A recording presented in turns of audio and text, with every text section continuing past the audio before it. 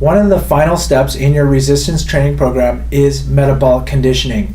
We do this towards the end of the workout because we don't want you to be fatigued for your strength or for your power work. We want all that energy to be able to be poured into having high quality movements. In the energy system development or the metabolic conditioning, what we want to do is try to work on your movement capacity. So we kind of worked on your movement quality, but now we're trying to develop that capacity so that you could do the thing that you love to do for a longer period of time with good form. We all kind of know that there's kind of long distance, middle distance, and sprinter types of people. And so what we want you to do is to have the flexibility, the metabolic flexibility to do all of those. And one of the best ways to target that is through this metabolic conditioning. What research has shown is that by doing this type of trainings, you can get the benefits of not only some power work or middle distance work, but you also get endurance work too, without the slow, joint pain and joint problems that you can have from doing long distance work.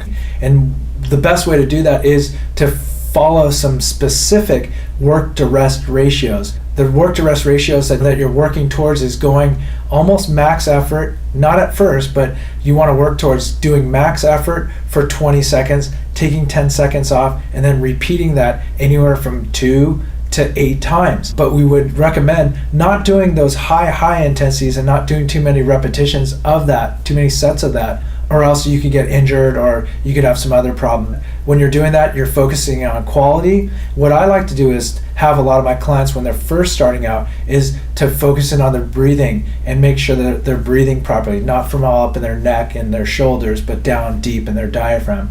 And one of the ways that I coach them into doing that is by having them take a full gulp of water and keep that water in their mouth as they're doing their metabolic conditioning. That'll make sure that their form stays good and they don't overtrain or overwork their bodies. We'll show you some examples of metabolic conditioning. We use ropes, we use kettlebells, we use all different types of things. Get after it, practice these things, but make sure your quality is high and make sure that you start slowly and slowly add in more sets as you start to get more fit. And remember, we're after long-term athletic and health. Thank you and keep working at it. Thanks. The first metabolic conditioning exercise that we want to teach you is running in place. What most people believe is that you run to get fit, but in reality, you need to understand that you need to be very fit in order to run. If you're not fit in order to run, your risk of injury goes up and you also run a chance of just plain burning out. Because we want you to focus in on long-term health and athleticism, please follow the different levels until you gain mastery and then move up to a more challenging level. Level 1, 30 ups. You're going to do these for 20 seconds, then take 10 seconds rest. And depending on your recovery or stress level, do anywhere between 1 and 8 rounds. Have both feet facing forward and your hand at 90 degrees. Slowly lift your knee up to your hand, keeping your body nice and straight. Squeeze the glutes and drive the foot down to a mid-foot strike, so you don't want to land on the tippy toe or on the heel. You should be able to almost fit a credit card underneath your heel. Your ball of your foot should be almost equal to the arch of your opposite foot. Avoid leaning to the side or toeing your foot out or reaching down with your hand. Your goal is to do 30 reps in 20 seconds, rest 10 seconds, switch to the other leg or alternate legs, and progress to level 2 after you can do 4 rounds on each leg of a total of 8 rounds, 3 weeks in a row. Level 2, you're going to be doing 30 ups with arm swings. Keep your arms at 90 degrees and bring the leg up past 90 degrees.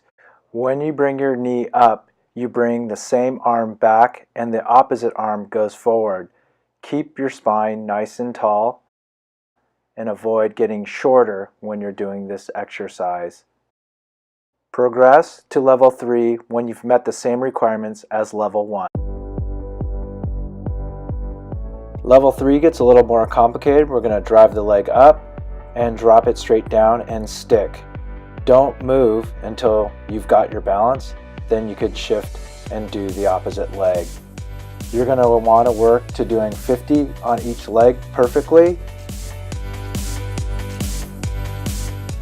and doing 4 rounds for 2 weeks before you move up to level 4.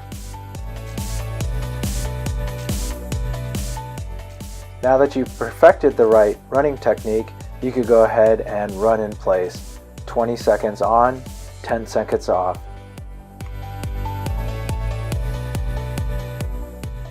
Air squats are another great exercise for you to perform for your metabolic conditioning.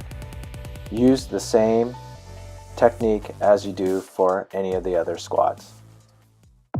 Dumbbell matrix is a Gary Gray exercise where you move the dumbbells in 3 planes of motion. You first have the sagittal plane, then the frontal plane, then the transverse plane. When you're doing the transverse plane movement, release the feet and move from the hips, and your shoulders are moving together.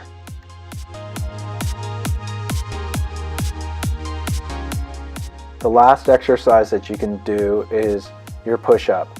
Begin with having 2 pads underneath there so you can limit the range of motion. If you start to feel a little stronger or no pain, you could go down to 1 pad, and then eventually, if you want, you could go down to no pad. It is important for you to remember that quality is the first priority, then your conditioning. Please stop if you have poor form or pain.